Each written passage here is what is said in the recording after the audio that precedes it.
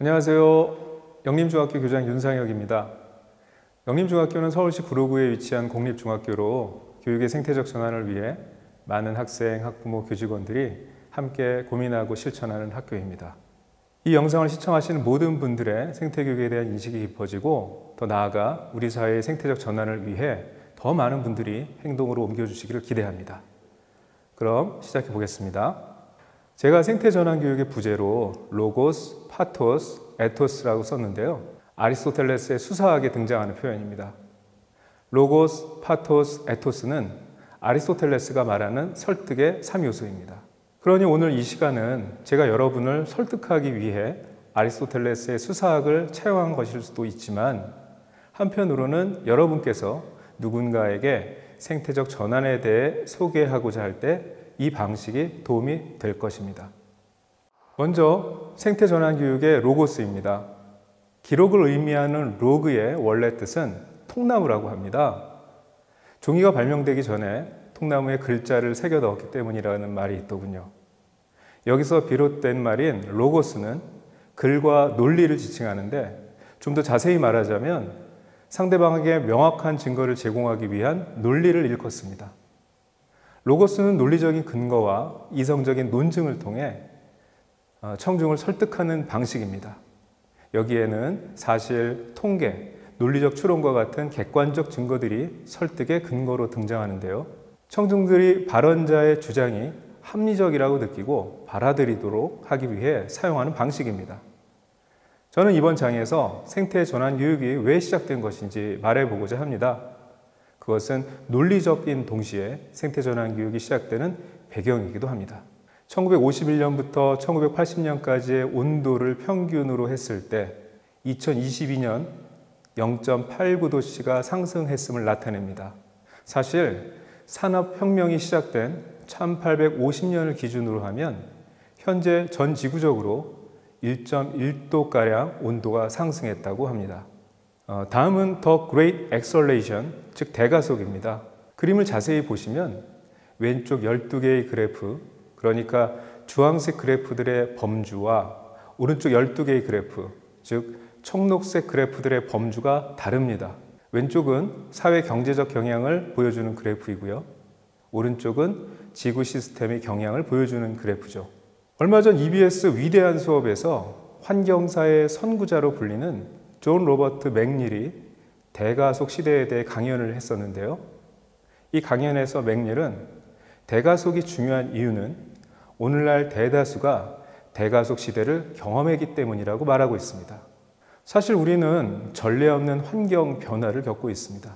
이런 규모의 환경 변화는 인류사에 없었죠. 규모, 범위, 속도 면에서 볼 때 대가속 시대의 환경 변화는 전례 없는 일이라고 존 로버트 맥닐은 말합니다. 그런데 이런 대가속의 가장 큰 원인은 무엇일까요? 바로 석탄, 석유, 천연가스와 같은 화석 연료의 사용 때문입니다. 인류세는 대기 오존층을 파괴하는 원인을 발견한 공로로 1995년 노벨 화학상을 받은 대기화학자 파울 크리천이 2000년 제안한 개념입니다.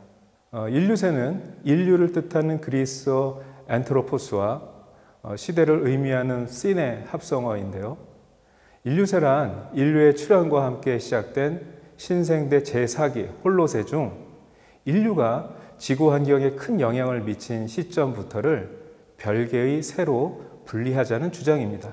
인류가 플라스틱, 메탄과 이산화탄소 같은 온실가스, 핵실험으로 생성된 플루토늄, 또 화석 연료가 연소되고 남은 찌꺼기, 재 같은 것들이죠. 그런 것들과 대기와 지층, 바다와 빙하에 축적시키는 과정 등을 통해 이전 시대와 다른 지질학적 변화를 지구에 가져오고 있으며 그 속도는 점점 더 빨라지고 있다는 것입니다. 안타깝게도 얼마 전 국제지질과학연맹 산하 제4기 층서소위원회에서 진행된 인류세 인정투표 결과 과반수의 반대로 인류세 지정이 부결되었습니다. 하지만 지질학자들이 인류세 지정에 반대했다고 해서 인류세가 논의되고 있는 맥락이나 의미까지 부정하는 것은 아닙니다. 그것은 뒤에서 한 번 더 말씀드릴 텐데요. 인류세 책, 행성적 위기의 다면적 시선에 잘 설명되어 있습니다. 이번에는 대멸종입니다. 지금까지 지구의 역사 속에서 5차례의 대멸종이 있었는데요. 대멸종이 있고 나서는 항상 지구상의 최상위 포식자들이 전멸했습니다. 지구 시스템의 거대한 변화가 대멸종을 가져오기 때문에 그런 변화에 적응하지 못한 생명체들이 멸종하고 만 것이죠. 그런데 표를 보시면 1차 대멸종부터 5차 대멸종까지 지구상의 생명체의 멸종 비율이 최소 75% 이상이죠. 이런 데이터들을 분석할 때 전문가들은 향후 100년 이내에 대멸종이 일어날 수 있다고 보고 있습니다. 그럼 어떤 생명체가 사라질까요? 네, 맞습니다. 인간도 예외일 수는 없겠죠. 지난 10월 10일 세계 자연기금이 발표한 2024 지구 생명 보고서의 결과는 더 충격적입니다. 전 세계 야생 동물 개체군의 규모는 지난 50년 동안 평균 73% 감소했다는 것입니다. 특히 담수 생태계의 개체군 규모가 85% 감소해 생물 다양성에 가장 큰 위협을 받고 있었습니다. 육상 개체군은 69%, 해양은 59%가 감소했습니다. 지역별로는 중남미 및 카리브해에서는 야생동물 개체군 규모가 평균 95%나 감소해 생물 다양성에 심각한 위협을 겪고 있었습니다. 이 지역은 1970년대 이후 다른 지역에 비해 급격한 감소세를 보이고 있는데 해마다 5.7%가 감소하는 것으로 조사됐습니다. 아프리카는 76%, 아시아 및 태평양은 60%, 북미는 39%, 유럽 및 중앙아시아는 35% 감소를 보였습니다. 어쩌면 우리는 사라지는 것들에 대한 애도 속에서 하루하루를 살아가며 가야 하는 것일지도 모르겠습니다. 1972년 로마 클럽에서 성장의 한계라는 책을 발간했는데요. 이 책은 인간과 자연, 경제 성장과 환경의 관계를 과학적으로 밝히고 인류의 미래를 위해 국제사회가 어떻게 행동해야 할지 공식적으로 문제를 제기한 최초의 연구서로 평가받고 있습니다. 성장의 한계는 로마 클럽의 의뢰로 1970년부터 1972년까지 MIT 슬로안 경영대학 산하 시스템 역학 그룹에서 프로젝트를 맡았는데 세계 인구와 실물 경제의 성장을 낳은 장기적 원인과 그 결과를 분석하기 위해 시스템 역학 이론과 컴퓨터 모델링 기법을 사용했습니다. 당시에 여러 가지 논란도 있었고 많은 비판도 받았지만 50년이 지난 지금 이 책이 예측한 것들의 많은 부분이 여전히 유효한 것으로 인정받고 있습니다. 이처럼 1972년에 한번 전환의 기회를 날렸지만 그나마 다행스럽게도 1987년 UN 브롤트란트 위원회에서 이 연구 결과를 수용하여 지속 가능한 개발이라는 개념을 처음으로 국제사회에 제시했고 하나뿐인 지구의 지나친 개발을 제한해야 한다는 주장이 나오게 됩니다.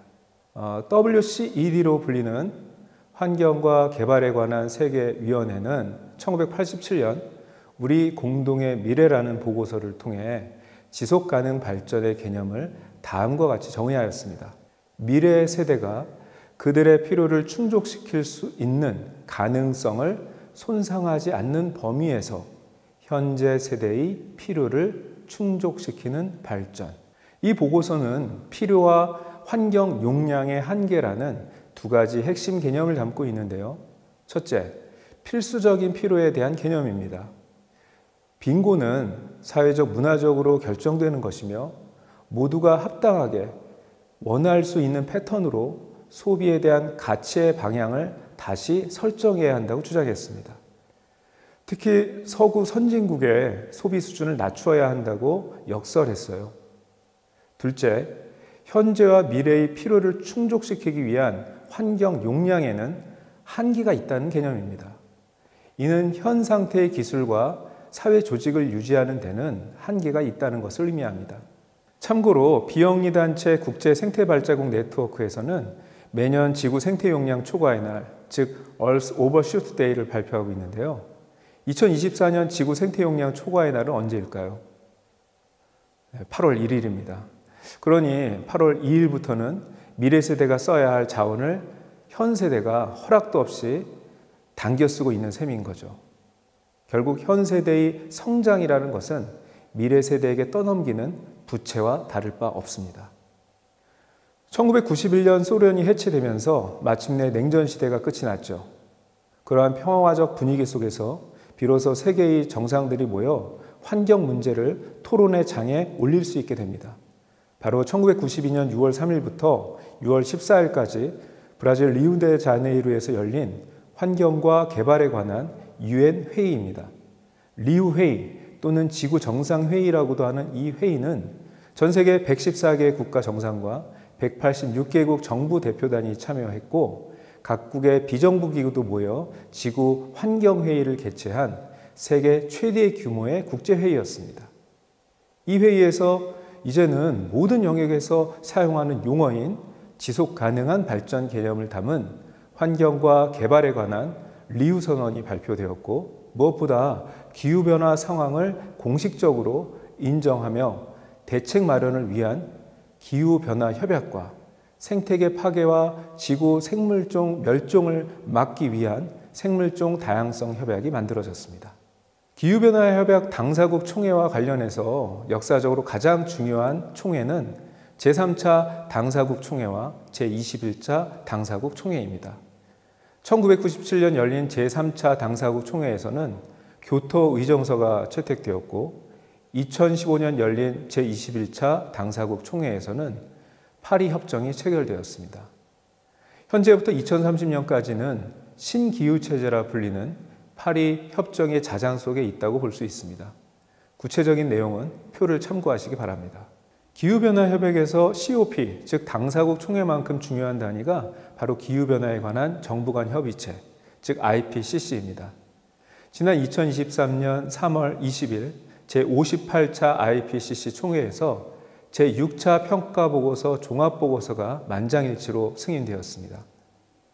1988년 세계기상기구와 UN 환경계획에 의해 설립된 IPCC는 이전까지 종합보고서를 5차례 발표했는데요.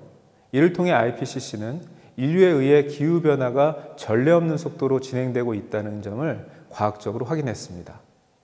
2015년 파리협정의 영향 속에서는 지속가능 발전 목표와 지속가능 발전 교육이 등장하게 되었습니다.